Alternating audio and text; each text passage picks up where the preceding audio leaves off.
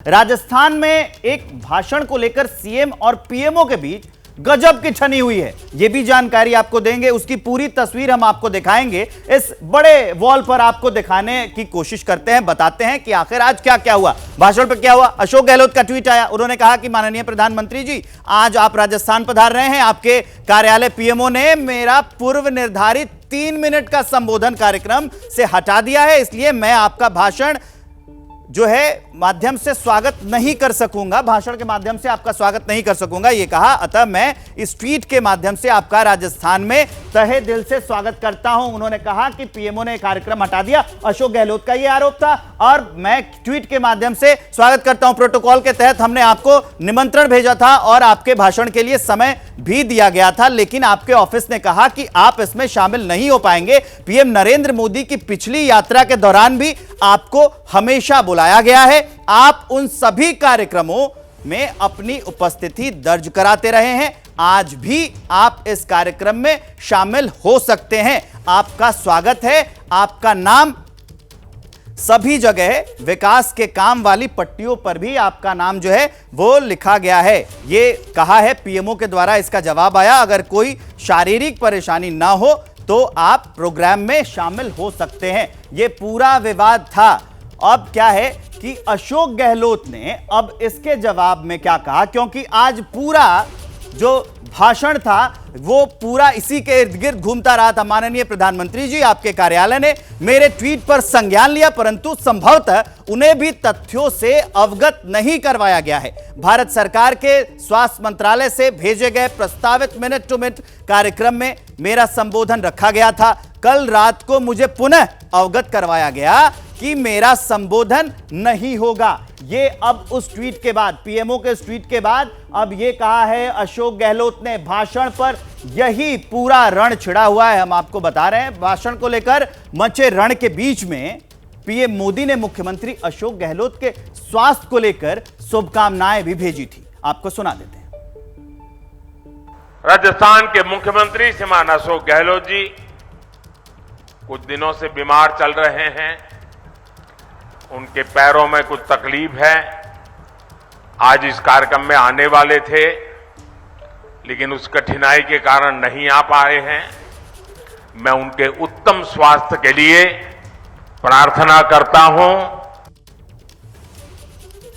तो अब ये हमने आपको पूरा मामला समझा दिया, कैसे भाषण पर राजस्थान में रण छिड़ा हुआ है, और ये काफी अहम हो जाता है। सबसे पहले हम लिए चलते हैं आपको राकेश शुक्ला सर के पास। राकेश सर, ये काफी अहम हो जाता है राजनीति में कि एक और जो प्रधानमंत्री हैं वो शुभकामनाएं दे रहे हैं कि उनके उत्तम स्वास्थ्य की कामना कर रहे हैं, और दूसरी ओर ऐसा पहली बार हुआ है कि कोई मुख्यमंत्री खुद कह रहा है कि नहीं, हमने तो अपना कार्यक्रम दिया था और उधर से पीएमओ के द्वारा मना कर दिया गया। जब किसी राज्य में कार्यक्रम होता है तो वहाँ के चीफ मिनिस्टर को जिस मंत्रालय की तरफ से कार्यक्रम होता है उसकी तरफ से आमंत्रित किया जाता है। उसके बाद मुख्यमंत्री की ओर से उसमें सहमति दी गई या असहमत दी गई, उसके हिसाब से कार्यक्रम की कार्य योजना बनती है, जिसमें कहते हैं कि डेस्क में कौन कौन बैठेगा, किसका संबोधन कितने मिनट का होगा, फिर वो मिनट टू मिनट और डेस्क बनता है कि आगे की पंक्ति में कौन रहेंगे, पीछे की पंक्ति में कौन रहेंगे। इसमें सबसे पहले ये जानना जरूरी है कि क्या मुख्यमंत्री कार्यालय की तरफ से ये सहमति दी गई थी कि मुख्यमंत्री जी शामिल होंगे, क्या बाद में फिर ये असहमत दी गई कि मुख्यमंत्री जी स्वास्थ्य कारणों से या किसी कारणों से शामिल नहीं हो रहे।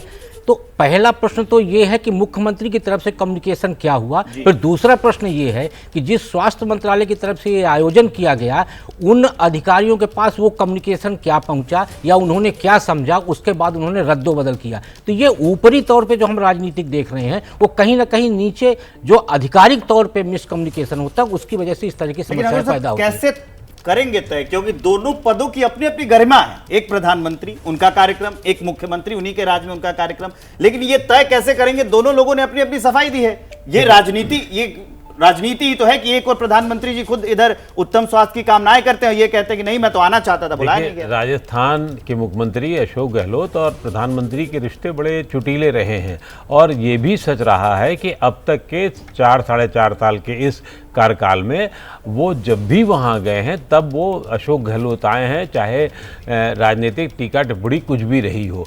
तो अशोक गहलोत का रिकॉर्ड उस मामले में, और वो ममता बनर्जी की तरीके से या अन्य केसीआर की तरीके से नहीं रहा है कि साहब नहीं आएंगे, हम अपने राजा हैं, आप अपने तरीके से जो भी करना हो कर लीजिए, तो वो नहीं रहा है।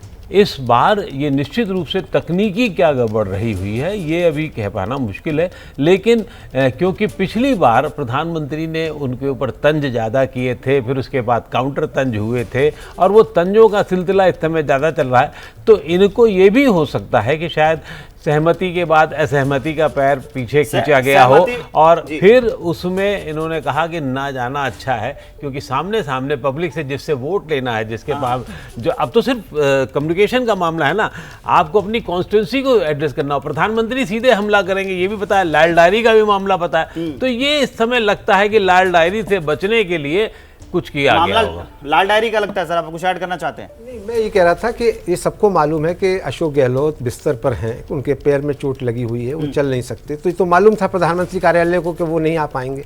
शायद ये डिस्टेंस के साथ भाषण करने की बात रही होगी, मगर वो भी मौका नहीं दिया गया, तो जाहिर है कि राजनीति तो हुई है। हाँ, राजनीति तो हुई है, कुल मिला के ये मानना है, और क्या सच्चाई है वो भी सामने आएगी। खबरें हम आपको बताएंगे, अपडेट करते रहेंगे। जैसे ही घड़ी का काटा दोपहर 2:30 पे आए, बबीता जी का दिल सास बहू साजिश के लिए मचल जाए, और ये है इनकी बहू, पूरे दिन ऑफिस की टेंशन हो जाए गॉन जब ये करें अपना फेवरेट शो फ्री टाइम पे ऑन। इनकी तरह आप भी देखें अपना फेवरेट शो अपने टाइम पर, और डाउनलोड कीजिए एबीपी लाइव ऐप अपने स्मार्ट टीवी पर।